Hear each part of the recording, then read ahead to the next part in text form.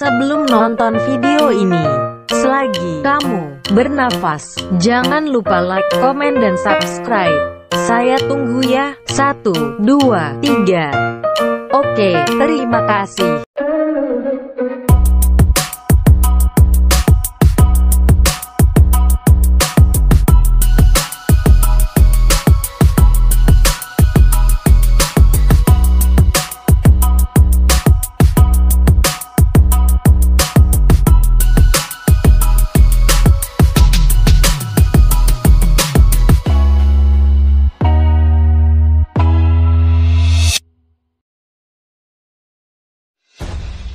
Perkembangan ilmu pengetahuan pada zaman Yunani kuno.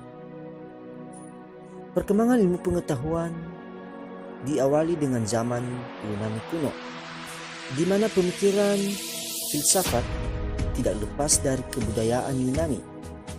Karena di negeri Yunani filsafat lahir dan berkembang. Berikut adalah tokoh-tokoh filsafat ilmu pengetahuan pada zaman Yunani kuno. Yang pertama adalah Thales dari Miletos. Di bawah ini ada beberapa profil mengenai Thales. Yang pertama adalah Thales disebut sebagai bapak filsafat karena dialah orang yang pertama kali mencoba untuk mempertanyakan eksistensi dari alam itu sendiri. Kemudian Thales ini lahir pada tahun 624 sampai 545 sebelum Masehi di kota Miletos, tepatnya di Yunani kuno. Kemudian selanjutnya Thales ini juga digolongkan ke dalam mazhab Miletos bersama dengan kedua muridnya, yaitu Alexander dan Anaximenes.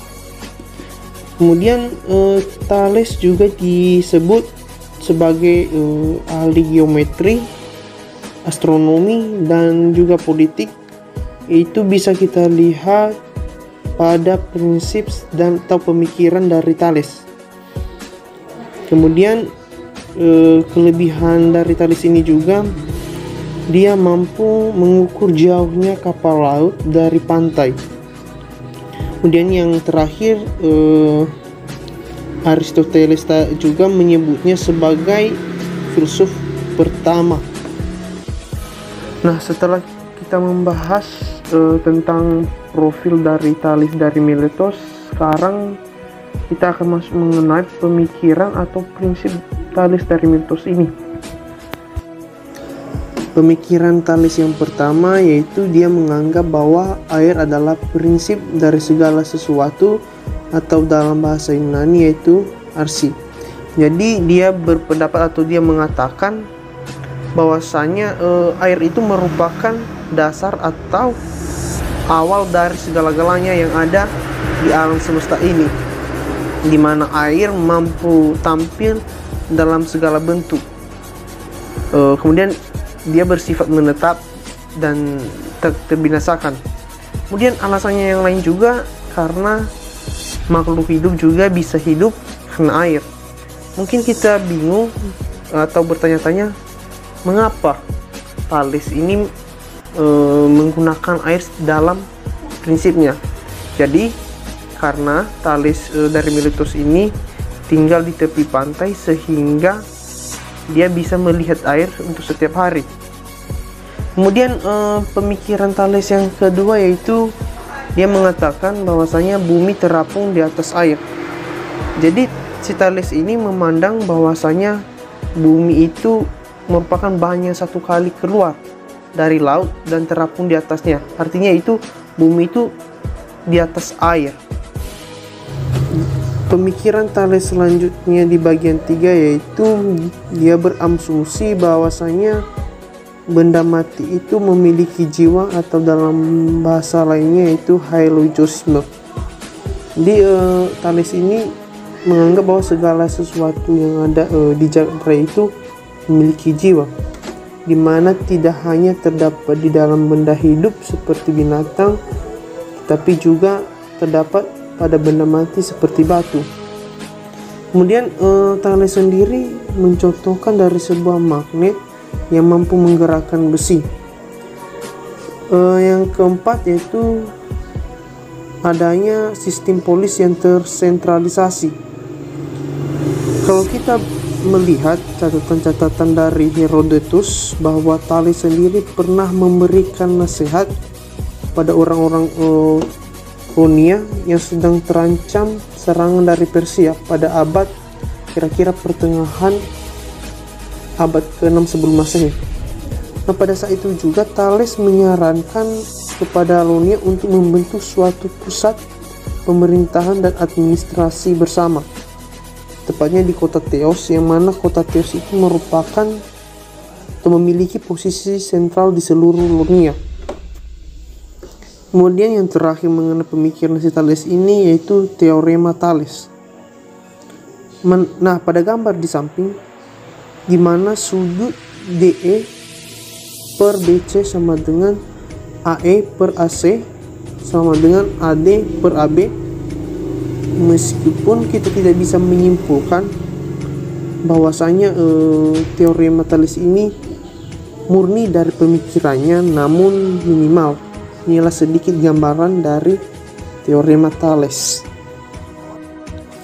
Setelah kita mengenal teori atau prinsip daripada Thales, sekarang kita akan mengenal prinsip atau teori daripada Anaximander.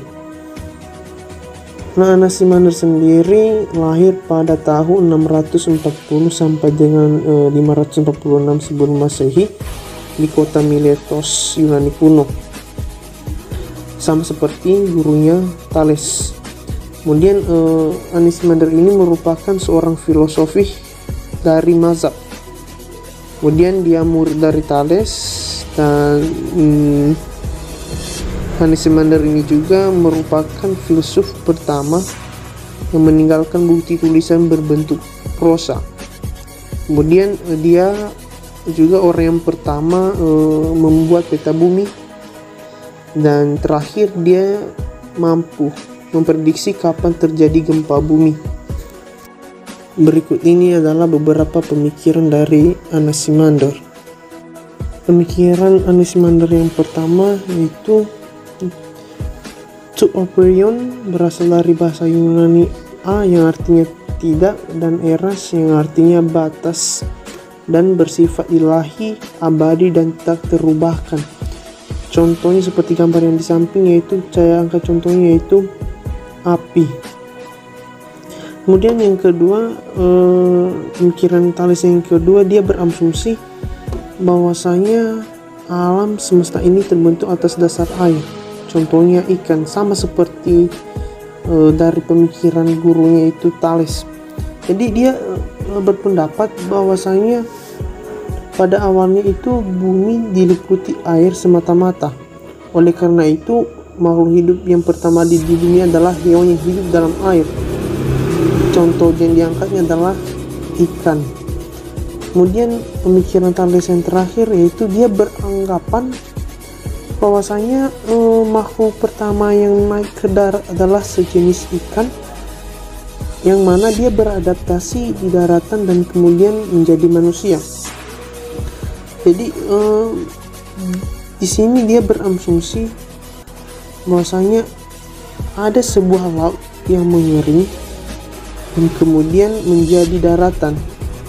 Nah, pada saat itulah mulai ada makhluk yang naik ke daratan dan berkembang di darat. Contoh yang diangkatnya tadi yaitu ikan, di mana ikan tersebut beradaptasi di daratan dan kemudian menjadi manusia. Yang ketiga itu teori mengenai Anaximenes. Nah, Anaximenes sendiri lahir pada tahun 588 sampai tahun 524 sebelum Masehi di kota Miletos.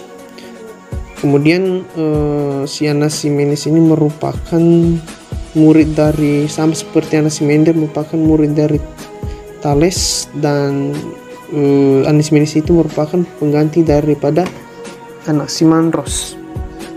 Berikut pemikiran dari Anaximenes. Pemikiran Anaximenes yang pertama yaitu dia menganggap bahwasanya udara adalah prinsip dari segala sesuatu. Berbeda dengan prinsip gurunya Thales dan Anaximenes yang mengatakan bahwasanya air merupakan segala sesuatu. Namun Anaximenes ini menganggap bahwasanya udara lah yang menjadi prinsip dari segala sesuatu.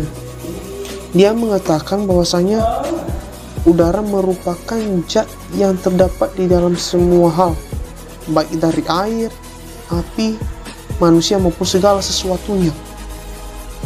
Kemudian yang kedua, dia berasumsi bahwa jiwa manusia dipandang sebagai kumpulan udara saja. Jadi segala sesuatu yang ada dalam tubuh itu udara lah yang mengaturnya. Apapun yang kita lakukan, udara lah yang mengontrolnya. Oke, lanjut. Yang keempat yaitu Pythagoras. Berawal dari 580 sampai 500 sebelum Masehi. Pythagoras adalah seorang matematikawan dan filsuf Yunani yang paling dikenal melalui teoremanya, dikenal sebagai Bapak Bilangan. Tarekat yang didirikan Pythagoras bersifat religius dan bukan politik. Ajarannya ia wujudkan dalam bentuk ordo keagamaan yang di berbagai tempat mampu memperoleh kekuasaan atas negara dan meneguhkan kekuasaan pendeta. Yang kelima, Xenophanes 580 sampai 470 sebelum Masehi. Xenophanes lahir di Kolopon di Asia Kecil. Xenophanes adalah seorang penyair yang sifatnya kritis. Xenophanes berpendapat bahwa segala sesuatu yang ada di alam semesta ini berasal dari Tuhan Yang Maha Esa. Artinya, Tuhanlah yang memelihara alam semesta. Kemudian dilanjutkan yang tokoh yang keenam yaitu Parmenides. Parmenides dikenal sebagai ahli pikir yang melebihi siapapun pada masanya. Parmenides membagi pengetahuan manusia menjadi dua, yaitu pengetahuan indera atau pengetahuan semu dan pengetahuan budi atau pengetahuan benar. Dengan mengambil objek alam, Parmenides berpendapat bahwa arse atau materi terdalam merupakan sesuatu yang bersifat tetap dan tidak berubah, serta hanya ada satu. Kemudian dilanjutkan dengan tokoh yang bernama Zeno, kurang lebih 490 sebelum Masehi. Ia dikenal karena ketangkasan perkataan dan ketajaman pikirannya. Ia adalah murid setia Parmenides. Zeno mempertahankan filsafat gurunya atau Parmenides. Ia mempertahankan benar bahwa gerak itu tidak ada, tidak mungkin, dan hanyalah khayalan. Yang kedelapan yaitu Melissos. Melissos adalah seorang filsuf yang termasuk ke dalam mazhab Elea yang merupakan metafisika. Pemikiran Melissos sama dengan Parmenides dan Zeno di dalam menyangkal adanya perubahan pluralitas di alam semesta. Menurut Melissos, yang ada itu bersifat abadi, tak terbatas, satu, homogen, dan tidak berubah. Kemudian tokoh yang ke-9 yaitu Leukippos. Leukippos adalah seorang filsuf yang merintis mazhab atomisme dan merupakan guru dari Demokritus. Beberapa pemikiran Leukippos. Yang pertama tentang atom. Dia berpendapat bahwa atom yang membentuk segala sesuatu yang ada. Kemudian yang kedua itu determinisme. di mana tidak ada satu hal pun yang terjadi secara sembarangan, melakukan semuanya karena terjadi sesuatu tertentu dan kebutuhan tertentu. Yang ke-10, Anaxagoras 499 sampai 428 sebelum Masehi. Anaxagoras merupakan orang pertama yang memperkenalkan filsafat ke negeri Athena. Beberapa pemikiran Anaxagoras mengenai ilmu pengetahuan disebutkan bahwa yang pertama, teori tentang nous atau ruh, bahwa ruh merupakan kekuatan pengendali segala sesuatu yang hidup. Sifatnya tak terbatas dan mandiri, serta tidak tercampur apapun.